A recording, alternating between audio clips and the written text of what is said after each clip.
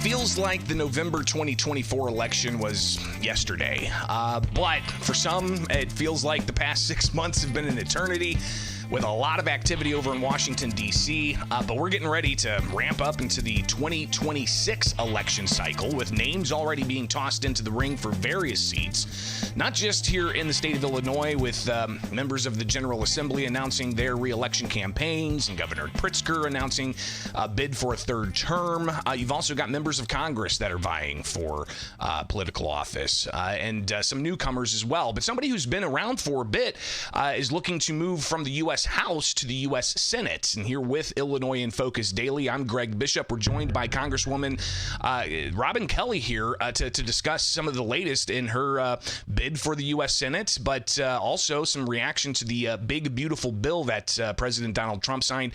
Congresswoman, thank you so much for taking time with us this morning. How are you doing up there? I apologize. Let me 1 second. I got to turn your mic back on. All right. Good morning, Congresswoman.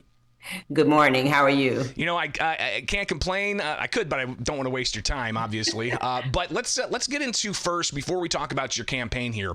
Let's talk about the big beautiful bill. What you believe this does to taxpayers, to those on Medicaid, education, energy prices, and then I want to get some of your reaction to what the Republicans have to say about this.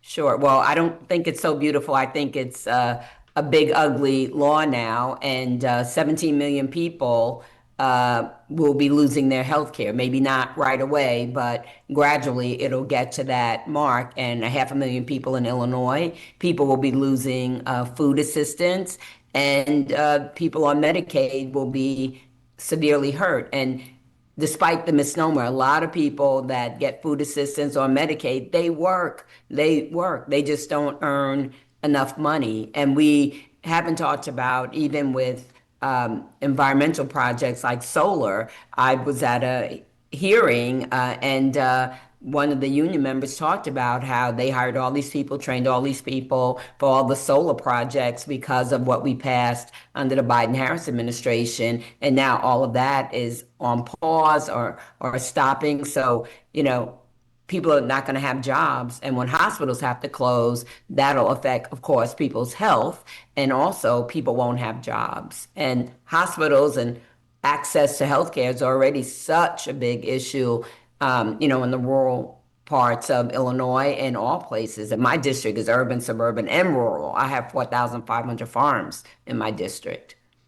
When it comes to the claims that hospitals are going to close, Republicans point to a $50 billion fund that's set aside specifically for rural hospitals and safety net hospitals, I believe. Is that not enough to help with what might be some rough waters ahead? Well, I just came back from doing a town hall with Lita Jeffries in Louisiana, and they said 33 of their hospitals can close. In Illinois, 9 rural hospitals can close. I don't think that's enough money. When you just think about those 2 states alone and you think about the entire United States, no, that is not, enough money. And then also there's urban and suburban hospitals that are going to be affected too. Congresswoman Robin Kelly with us here with the Center Square's Illinois in Focus Daily. The claim that the governor made before the bill was enacted, he said people are going to die. Republicans say that's fear-mongering.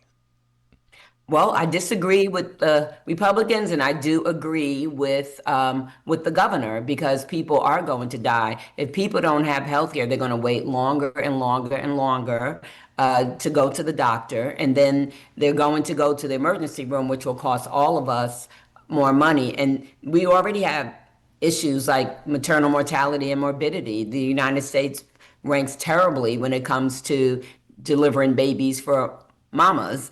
And Black women die 3 times the rate of white women, and but all women, too many, die. And so what's going to happen there? No, I agree. People will die because they'll wait to take care of their health because they can't afford it. And people are already getting letters, from their insurance places or their health care. Congresswoman, Republicans also say that able-bodied people should be able to at least do 20 hours of work or community service in order to help with the Medicaid costs. Why is that too much to ask? Doesn't that just essentially take us back to the pre-COVID requirements? Well, first of all, like I said, most people do work, and they're trying to act like all these lazy people are on Medicaid or getting food stamps. Most people do work. They just cannot afford, they don't make enough money. So they can't afford their health care. They need some extra help, or they can't afford, to buy groceries. And the thing we need to think about when you think about SNAP, the food supplemental, that if people can't buy groceries, they're not going to the grocery store. If they don't shop, the stores are not going to the farmers. We are all in this together. And people seem to forget that we're all connected. If hospitals close, that affects everybody, not just the person on Medicaid. It affects everybody. Even more people will have less access. And there'd no question have impacts on local economies as well if a local Definitely. rural hospital closes. Congresswoman Robin Kelly, one last question on the big beautiful bill, and then we'll talk about the 2026 March primary, which is rapidly approaching. Listen, the big beautiful bill, whatever it's called. All right, at one point it was called a One Big Beautiful Bill Act. I don't know what the final title of it was, but it's a big bill. There's a lot in there. Is there anything that you see as positive that's in that bill? There might be something minor, but nothing comes to the top. I think because the ugly is so ugly, and to me, it's immoral and evil. So, that's what takes precedence: people's lives, people's health, people being able to, childcare, caps on loans. That's going to hurt who can become a doctor, who can go to medical school. There's so much ugly and frankly evil and mean that I just can't believe that was a bill signed into law. Even like the no tax on tips, the no tax on but the no tax on tips, even the devil's in the details. That's temporary. But the idea that the well-connected and well-off, their tax breaks are permanent. And, we tend to look at the headline, but not delve deeper. So, yeah, and there's no tax on tip sounds better than it is. I'll put it like that. And then finally on the big beautiful bill, Illinois obviously had the Illinois Invest in Kids program, the tax credit scholarship program that was Illinois based. Now there's going to be this federal program in 2027. Should Illinois opt into that? Well, I want us to do whatever we can do within reason, to continue the programs that we can continue. I compliment Illinois. Like I had legislation that Medicaid postpartum coverage went from 60 days to a year. Illinois, was the first to enact that. So I'm sure Illinois will look at what is best for them to do between the state legislature and also with the governor. Congresswoman Robin Kelly with us. You are vying to take the U.S. Senate seat that U.S. Senator Dick Durbin's retiring from after this term. You've got quite a history of elections. You've ran in a safe Democratic jurisdiction for Congress. I think I saw the vote totals are like 81 to 14 or something like that in some of these races. So clearly it's a safe district. After I got there, it was a battle to get there. Right. But you also beat an incumbent Democrat too in a primary, which is something else to mention here. But when it came to a statewide race, that didn't work out for you. I believe what it was Treasurer against Rutherford back in 2010. Sure. I won the Democratic primary, but I didn't win at the end. But I just said there was another plan for me, and it was Congress. So with that, you ran those two types of races, right? A statewide race, a local safe district race. What lessons have you learned? What are you going to take away from that when it comes to appealing to the entirety of Illinois for their vote for U.S. Senate?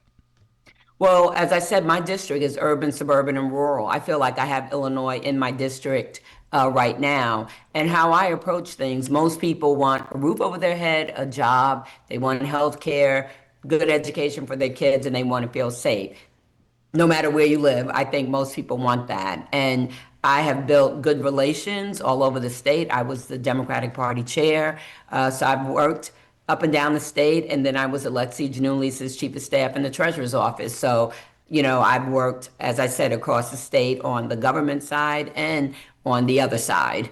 I think listening to people, listening about what their struggles are every day. I just really believe that we all do better when we all do better. We're all healthier when we're all healthier, and safer when we're all safer. And those are the things that I'm interested in, and I have worked on in all my life in politics or in government.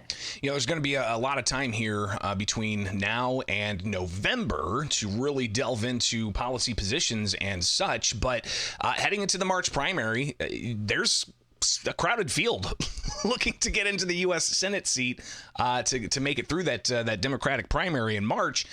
What sets you aside from the likes of Lieutenant Governor Juliana Stratton, which just stacked up a bunch of endorsements, including the governor, including Speaker Welch and others?